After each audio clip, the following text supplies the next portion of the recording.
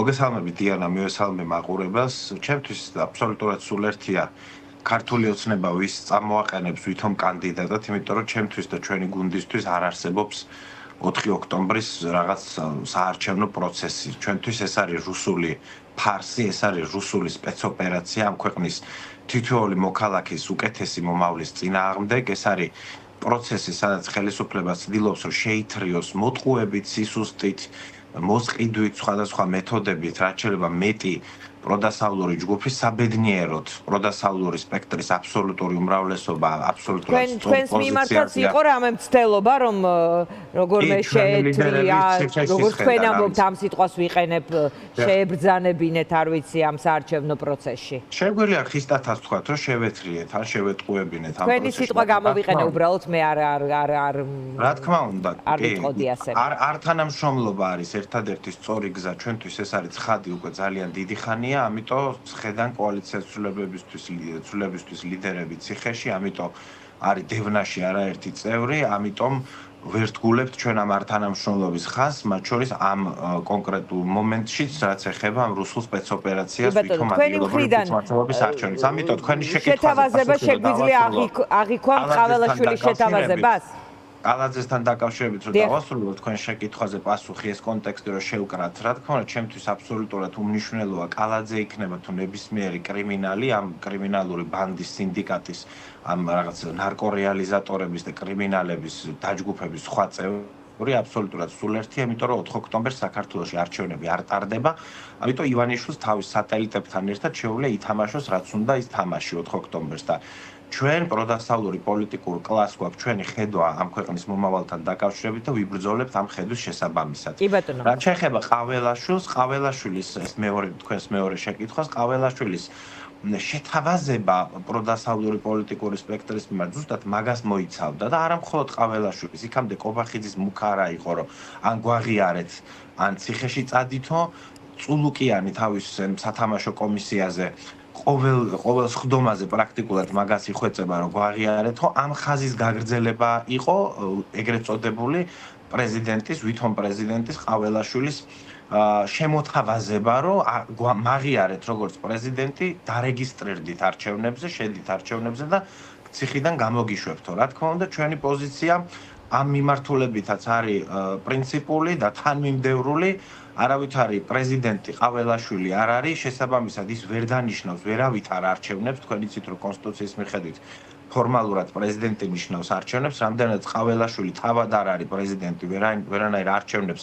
ყაველაშვილი ვერ დანიშნავს ამიტომ ბუნებრივია რომ მის შეთავაზებას ამ რაღაცა თანამშრომლობასთან დაკავშირებით ჩვენ არ მივიღებთ არა მარტო იმიტომ რომ პრაგმატულად პოლიტიკურად ესეა სწორი არამედ იმიტომაც რომ ამორალურია, არაადამიანურია, მაშინ როდესაც 60-ზე მეტი სინდისის პატიმარია ამ ქვეყანაში, მაშინ როდესაც ახალგაზრდა ბიჭები ციხეში სხედან 4 წლით, 5 წლით, უკვე მისჯილივისაც აქვს სამშობლოს სიყვარულის გამო, ამ ქვეყნის ევროპული მომავლის გამო, ეხლა ყაველაშვილის ამ შეთავაზებებს ვინმე რომ დათანხმდება. კი ბატონო, გიგა, ასეთი კითხვა მაქვს, თქვენ თქვით რომ ეს 4 ოქტომბრის არჩევნები არ არის ეს 4 ოქტომბრის თვითმმართველობის არჩევნები არ არის არჩევნები ივანიშვილის პირობებში დანიშნული არც ერთი არჩევნები არ იქნება არჩევნები თქვენ ზოგადად უარს ამბობთ ამ ხელისუფლების პირობებში ჩატარებულ ნებისმიერ არჩევნებზე თუ როგორ შეიძლება გავიგოთ როცა ამბობთ რომ 4 ოქტომბრის არჩევნები არ არის არჩევნები ეს ახლა მხოლოდ ამ კონკრეტულ თარიღს და ამ კონკრეტულ არჩევნებს ეხება თუ ზოგადად საარჩევნო გზას ამ ხელისუფლების პირობებში დიახ, მადლობ შეკითხვისთვის. საქართველოში ივანიშვილის დასამარცხებლად, ამ რეჟიმის დამარცხების გასაფორმებლად ჩატარდება ერთადერთი არჩევნები და ეს იქნება ახალი, თავისუფალი და სამართლიანი საპარლამენტო არჩევნები, რომლითაც გაფორმდება ივანიშვილის რეჟიმის დასრულება საქართველოში. მე ზოგადად და ჩვენი გუნდი, რა თქმა უნდა, არ ვართ არჩევნების წინააღმდეგ ზოგადად. შეუძლებელია ესეთ პოზიციაზე იყო. არჩევნები არის დემოკრატიის ერთ-ერთი უმნიშვნელოვანესი ინსტიტუტი. ხელისუფლების ცვლილების უმნიშვნელოვანესი დემოკრატიული გზა. ამიტომ ჩვენ გვჯერა არჩევნების. მე არ ვამბობ, რომ ყველა არჩევნები არალეგიტიმურია. ეს როგორ შეიძლება ამას ვამბობდე? პირიქით. არჩევნების გზით უნდა იცვლებოდეს ნორმალურ ქვეყანაში ხელისუფლებები. ოღონდ 4 ოქტომბერს გასამართ რაღაცა სათამაშო პროცედურას არავით არ შემხებლობა არჩევნებთან არა აქვს, რატო? იმიტომ რომ არჩევნების იმისთვის რომ არჩევნები დავარქვათ ამ კენჭისყრის პროცედურას ჭირდება რამდენიმე კომპონენტი. ერთი არის პოლიტიკურ პარტიებს შორის კონკურენციის შესაძლებლობა. არჩევნები ეგ პროცედურაა, როდესაც ამომრჩეველს, რა ვიცი, აი მენიუში აქვს რამდენიმე შესაძლებლობა პოლიტიკური პარტიებისა, პოლიტიკური კოალიციებისა და ის ირჩევს თავისი შეხედულებების და გემოვნების შესაბამისად. დახვედროდა ამ ბიულეტენში რამდენიც 20-24-შიან რა თქმა უნდა, საპარლამენტო ვადამდელი რომ დაინიშნოს, თქვენ რომ მოგესურვებინათ. რა თქმა უნდა, აი ამ შეკითხვა ამ აზრს დავასრულებთ და თქვენ მიხვდებით, რითი განსხვავდება 4 ოქტომბერი ნებისმიერ სხვა შემთხვევისგან. საქართველოში პოლიტიკური კონკურენცია პრაქტიკულად მკვდარია, ეს არის ავტორიტარული ინტერესი უბრალოდ ივანიშვილის, რომ ეს პროდასავლური პარტიები შეათრიოს საარჩევნო პროცესში, თორე ბუნებრივია, რომ 26 ოქტომბერის განაცხადი ივანიშვილისა იყო, რომ თუ ამ წესებით, ამ გარემოში ჩატარდება არჩევნები, მე დავწერ იმას, რასაც მინდა. ამიტომ პოლიტიკური კონკურენცია არ აქვს. მეორე ნაწილი არის არასამთავრობო ორგანიზაციების და ზოგადად სადამკვირვებლო ორგანიზაციების ნაწილი, იმიტომ რომ დემოკრატიული არჩევნები ეგეთი პროცესია, სადაც შიდა და გარე დაკვირვება არსებობს. შიგნით, ქვეყნის შიგნით არასამთავრობო სადამკვირვებლო ორგანიზაციებთან დაკავშირებით რაც ხდება, თქვენ ჩემზე უკეთესად იცით, რაც შეეხება საგარეო დაკვირვებას, არც EUTOODIRI, არც ევროპის საბჭოს მუნიციპალური ადგილობრივი თვითმმართველობის კონგრესის წარმომადგენლობა დასაკვირვებლად არ მოიწვია ხელისუფლებამ ამ ქვეყნის შიგნით ის პოპს არასამთავრობო ორგანიზაციებს, ამიტომ ეს დაკვირვების კომპონენტიც არ არსებობს, ამიტომ არ არის 4 ოქტომბრის გასამართი პროცედურა არჩევნები. მესამე არის მედია.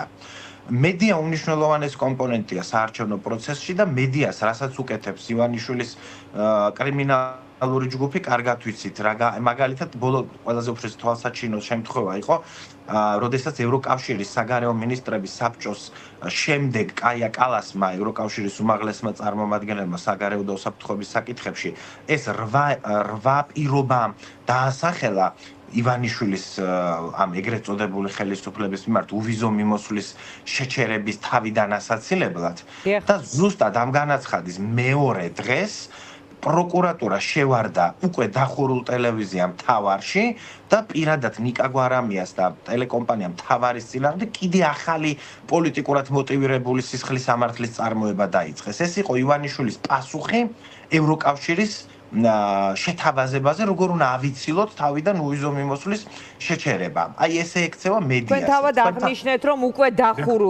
დახურულ ტელევიზიასთან როცა ჩივის იქ კონკრეტული პირი, ვინც იყო თანამფლობელობაში, ეს მედიას თავისი პრობლემები აქვს ძალიან სერიოზული, მაგრამ ეს კონკრეტული кейსიც თქვენთვის არის ზოგადად თქვათ მედია ვითარების კონტექსტში იმ ტიპის განხილვის თემა, რომ შეიძლება სწორედ უვიზო მიმოსვლის თქვათ გაუქმების პროცესში არგუმენტად გამოდგეს? თქვენ ფიქრობთ, რომ პროკურატურის შევარდნა მთავარში ორ კერძო პირს შორის დავაიყო? არა, ამას არ ვფიქრობ, მაგრამ უკვე დახურულზე თქვით, იმიტომ რომ თქვენ თავად თქვით, რომ უკვე დახურული. ვიცით ხო მოცემულობა, რომ თავარი აღარ არსებობს, ძალიან სამწუხარო ამბავი მოხდა, ასეთი გადაწყვეტილება მიიღეს. სოციალურ ქსელებში საკმაოდ მნიშვნელოვანი მოდება და აბსოლუტურად არ არის აუცილებელი, რომ ეხა რაღაცა ტაქტიკური რაციო ვეძებოთ ივანიშვილის ამ გადაწყვეტილებაში. ფაქტია, რომ ნიკა გვარამია, რომელიც არის ერთ-ერთი უმნიშვნელოვანესი პოლიტიკური ლიდერი ამ ქვეყანაში, ხო და პოლიტიკურია და არა მედია. რომელიც არა, ეს საქმე თქვენ თუ იცით, ეხლა რაზეც გელაპარაკებით, ადვილად მიხვდებით, რომ მისი მთავარში მუშაობის პერიოდს ეხება. ეს არის მედიის წინააღმდეგ პოლიტიკური დევნის ახალი ანონსი ხელისუფლების მხრიდან და ეს ანონსი დავაზუსტებ. ახლა გვარამიას წინააღმდეგ აღძრული ეს საქმე სწორედ მედიაზე შეტევის კონტექსტში განიხილება თუ გვარამიაზე როგორც პოლიტიკურ ლიდერზე? არა, მხოლოდ ეს საქმე არის ორ კომპონენტიანი, ერთი მიმართულება ეხება პირადად ნიკა გვარამიას დევნას, მეორე მიმართულება ეხება მთავარის დევნას. ორ ნაწილიანია ეს ამბავი, მაგრამ მთავარი პოლიტიკური შეჯამება ამ საქმის არის, რომ როცა ევროკავშირი გეუბნება, რომ მედიას თავი დაანებეო, აქედან დავიწყეთ ეს საუბარი მე და თქვენ.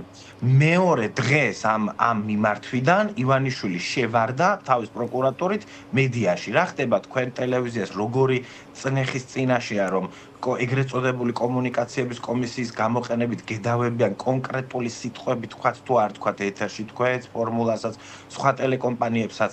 ამიტომ ეს მესამე კომპონენტის მედიის კომპონენტი, რაც ნორმალურ საარჩევნო პროცესს ჭირდება, არა გვაქვს ჩვენ.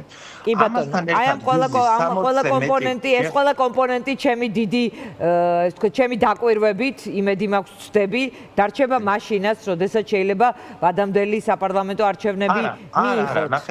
არა, არ გეთანხმებით ამაში, რატო გეტყვით ეხლა? რას არ მეთანხმებით? მედია გამოსწორდება ივანიშვილი თუ სადამკვირვებლო პროცესი, ანუ კარგად მოიქცევა ამას ამბობ? რო დარჩება ეს ყველაფერი ისე და ჩვენ შევალთ ამ ეგეთ არჩევნებში, ამაში არ გეთანხმებით და მე შეხვალთ თქო, ხომ არ მithქვამთ, ყველა ეს არგუმენტი იქნება, როცა დანიშნავს თქო, ეს გითხარით და არა შეხვალთ თქო, თქვენ სადაც კიდევ შეხვალთ, მე ვინმე კითხება. არა თქვენს გეკითხებათ და საქართველოს თითოეულ მოქალაქეს, იმიტომ რომ ნებისმიერი საარჩევნო პროცესი უნდა ემსახურებოდეს პოლიტიკური პარტიის ტაქტიკას ვერ განსაზღვრავ მე გიგა. მე პირიქით მე ვფიქრობ, რომ თვითონ პოლიტიკური პარტიას უნდა ქონდეს ეგეთი მიდგომა, რომ მოქალაქეების ინტერესების შესაბამისად მოქმედებდეს. ამ კონკრეტულ შემთხვევაშიც ჩვენ არ ვაპირებთ ნებისმიერ რიგით საპარლამენტო არჩევნებში მონაწილეობას, ახალს გულისხმობთ, ჩვენ ვითხოვთ ახალ საპარლამენტო არჩევნებს ახალი წესებით, არა უბრალოდ საპარლამენტო არჩევნებს, არამედ საპარლამენტო არჩევნებს იმგვარი წესებით, რომელიც შეიძლება ჩაითვალოს თავისუფალ და სამართლიან არჩევნებად, იმიტომ რომ თუ ესეთი წესები არ არსებობს, ნებისმიერი საარჩევნო პროცესი არის გადაქცეული რაღაც სათამაშოდ სპეცოპერაციად კრემლის და ივანიშვილის ხელში. ამიტომ არამც და არამც ჩვენ არ ვაპირებთ, რომ ნებისმიერი ახალი არჩევნები მივიღოთ, როგორც ჩვენი მოთხოვნის დაკმაყოფილება. არა, ჩვენ ვითხოვთ ახალ თავისუფალ და სამართლიან საპარლამენტო არჩევნებს. სხვათა შორის, ანუ ივანიშვილი გახდის სამართლიანს ივანიშვილი არ გახდის, არა, ივანიშვილი არ გახდის. რეჟიმის დასუსტების და ჩამოშლის კვალდაკვალ შესაძლებელი გახდება, რომ ივანიშვილს სხვა გზა არ დარჩეს, გარდა იმისა, რომ ამ ტიპის არჩევნები, რაზეც ახლა ჩვენ ვლაპარაკობთ, სამართლიანი და თავისუფალი ახალი საპარლამენტო არჩევნები. როდისთვის ელოდებით ასეთ მოცემულობას, გიგა? აი რა პერიოდზე არის? ჩემგან ძალიან უსინდისო სპეკულაცია იქნება, ეხლა რაღაც თარიღები დავასახელო 5 თვე, 1 წელი თუ 3 თვე. ეს შეუძლებელია, პასუხისგებლიანი არ იქნება, მაგრამ მე შემიძლია გითხრათ, რა უნდა გავაკეთოთ იმისთვის, რომ ეს შედეგი მივიღოთ. ამას თუ ჩვენ გავაკეთებთ მალე, შედეგს მივიღებთ მალე, თუ დიდი დრო დაგჭირდება ამის გასაკეთებლად, შესაბამისად ეს ახალი არჩევნებიც გადაიწევს.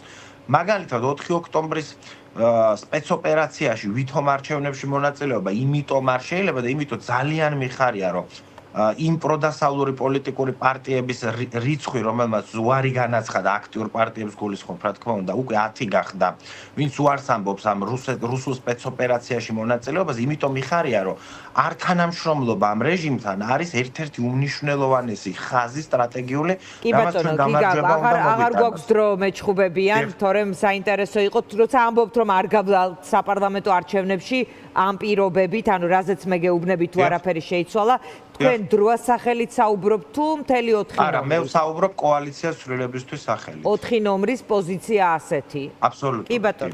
კი ბატონო, მადლობა გიგა. ლემონჯავა პასუხობდა ჩვენ კითხვებს რეკლამის შემდეგ დავბრუნდებით.